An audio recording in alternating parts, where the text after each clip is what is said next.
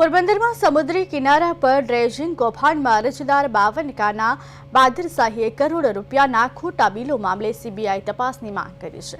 પોરબંદરના ઘાટથી માપલાવાડી અને બાપા સીતારામ પર ડ્રેજિંગ કર્યા વગર 21 ફૂટ 88 કરોડના પેમેન્ટ મંજૂર કરાયાનો આક્ષેપ છે। અરજદાર 52 કાનાએ અગાઉ અનેક વખત રજૂઆત કરી હતી।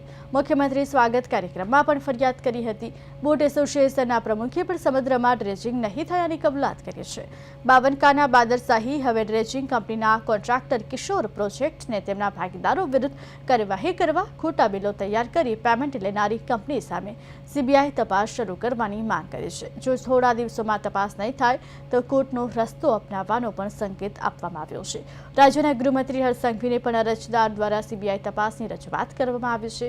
ત્યારે પોરબંદરમાં ડ્રેજિંગ કૌભાંડને લઈ સીબીઆઈ તપાસની માંગ ઉઠવા પામી છે।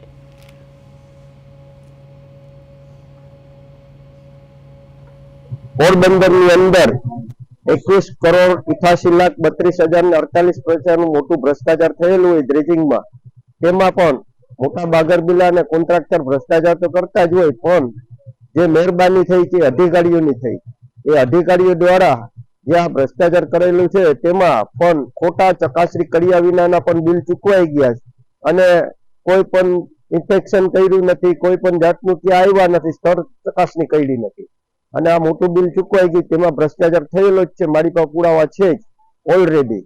એમાં સીબીઆઈ તપાસ કરી અને આ અધિકારીઓ અને આ કોન્ટ્રાક્ટરને બ્લેકલિસ્ટ કરી અને તેની ઉપર કાયદેસરની કાર્યવાહી કરે અને આ ભાગરબિલાઓને એને કસ્ટડીને આ રાષ્ટ્રની સંપત્તિ કહેવાય, એ રાષ્ટ્રની સંપત્તિને મોટું નુકસાન થયેલું છે।